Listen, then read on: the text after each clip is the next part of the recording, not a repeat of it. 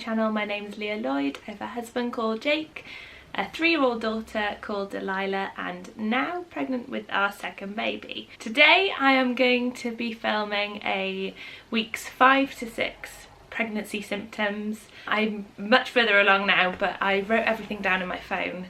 Every week I was keeping a list of all my symptoms, and yeah, let's just get stuck in before I ramble too much. So week 5 is when I actually phoned the midwife, well, the doctors, to register with a midwife then. I'd actually been having a lot of cramping on my right hand side, like only on my right hand side. I'd had none across sort of the middle of my stomach or the left hand side, only on my right hand side, and they were quite strong as well.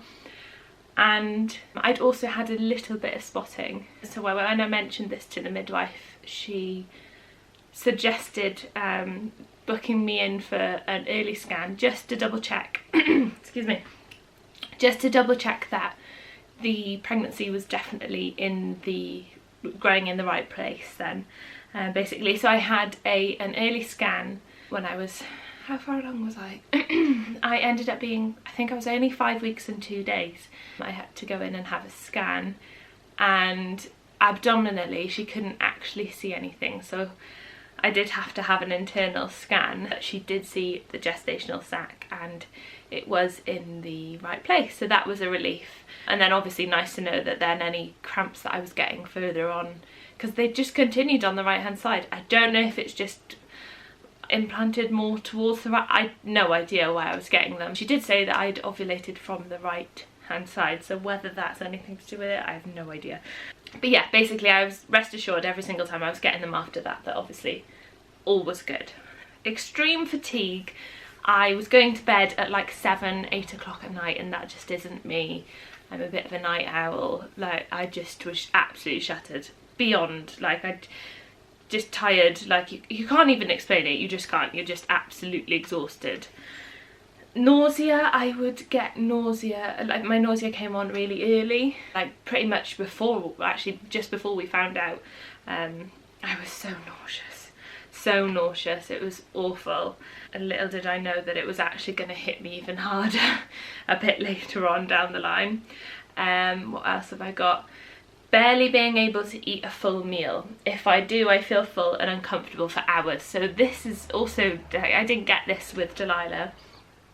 When I was pregnant with Delilah, if I ate a normal meal, even just say it was lunch, a sandwich, I was so full. I was literally having to eat small, really small portions sort of every now and again. But it was just something that I really struggled with, like dinners and stuff. I just couldn't eat. Loss of appetite, yeah, completely lost my appetite then as of that. Obviously I was only eating small amounts anyway during that week, and then my appetite just like diminished. It was just no more. The odd sore boobs, got sore boobs every now and again. I expected to get it more. I got it quite a bit with Delilah, but this time around not so much. Bloat, I've written bloat in capitals. Oh my gosh, I looked like I was like 6 months pregnant. I was just constantly bloated. Like, I was massive. None of my jeans just felt comfortable, because obviously it's not baby at that time, but I was just so bloated. The hormones just making you so bloated. So that's all I've got for week 5.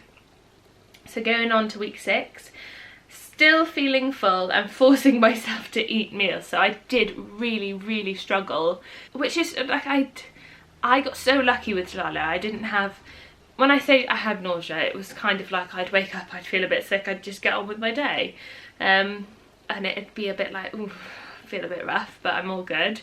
But this was just awful. I felt so ill, and I just didn't want food. I didn't. I'd wake up some mornings and I'd force myself to eat like a banana or an apple, and then it'd get to lunchtime and I'd be like, oh, I'd almost dread it getting to the meal times, because I knew that I should eat because I'm growing a human being. But I just really didn't want to. I really struggled. So I was making sure that I did eat, but some days it was just very minimal. Fatigue hits at about 2 to 3 early bed. Yeah, so I would hit a wall at about 2, 3 o'clock. I would just be like, boom, that's it. From 2, 3 o'clock onwards. Really struggled. have a look, what else have I got here? Mild cramps, again my cramping continued. Nausea on and off. 6 weeks 4 days. Mother's Day, so nausea, struggled. Late afternoon, evening, no food, only water. Oh, this was awful. Laid on the sofa and couldn't move. I could not move. I am the worst person for being sick, so I absolutely hate throwing up. It's just like a fear. I've had it ever since I was little. I absolutely hate it. I would do anything not to throw up. So this was probably the worst time for me because I got lucky with Delilah. I was only sick once with Delilah, and that was just before we found out, and I've only been sick once this time, which is an absolute miracle because of how awful I felt. But like I say, I was just doing anything not to throw up. So I laid on the sofa that evening, did not move. Luckily it was the weekend and Jake was home, so I was able to just lay on the sofa all evening. I couldn't move. I just felt so weak, so horrible. Couldn't eat. I didn't eat any dinner. Couldn't eat dinner. I was like, I will be sick. I was able to drink water though. I had water, so that was good. 6 weeks 5 days. Thought I'd wake up feeling better, feel the same. So that evening I thought, oh, it's gonna pass, it's fine, I'll go to bed, I'll wake up in the morning and I'll feel better. Felt the same. So I felt awful, absolutely awful. I also spent quite a lot of this pregnancy bedbound at the sort of in a few more in the next few weeks to come. Yeah, I've never felt so rough before. I honestly take my hat off to anybody that has hyperemesis, because I just don't know how, like, I was able to actually keep food down, even if sometimes all I was able to eat was like 2 crackers or something in a day. But it was tough. It was so tough, and I remember every day just felt like it took forever. Every day felt like a week. It was, yeah, it was tough. 6 + 5. So I had a bleed in the morning.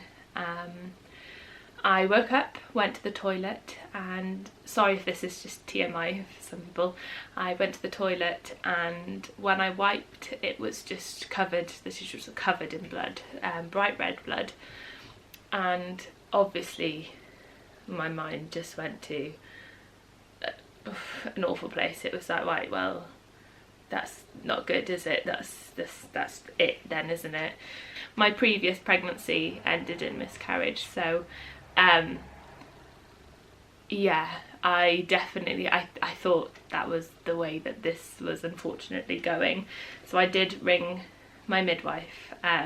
It wasn't continuous, although I had it when I was on the toilet in the morning. I wiped and obviously cleaned myself up and then phoned the midwife, and she just said, as long as, just to keep monitoring it, there's not really a lot you can do at the moment. I've had an early scan. They know that it's obviously growing in the right place.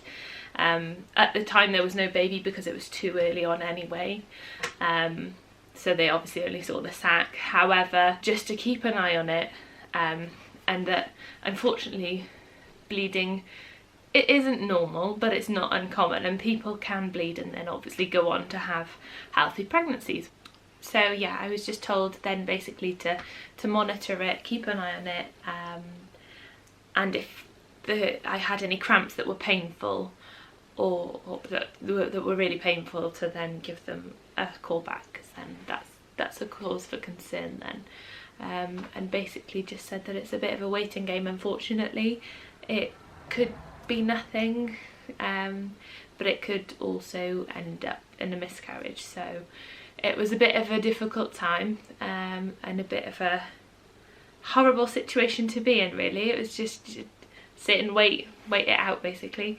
That on top of feeling the way that I did. I mean, that's the only thing that, in a way, although I know you can have symptoms and still miscarry. Unfortunately, that's exactly what happened to me before. The last time I didn't actually bleed for a long time, and I was still having all the symptoms. It was horrible.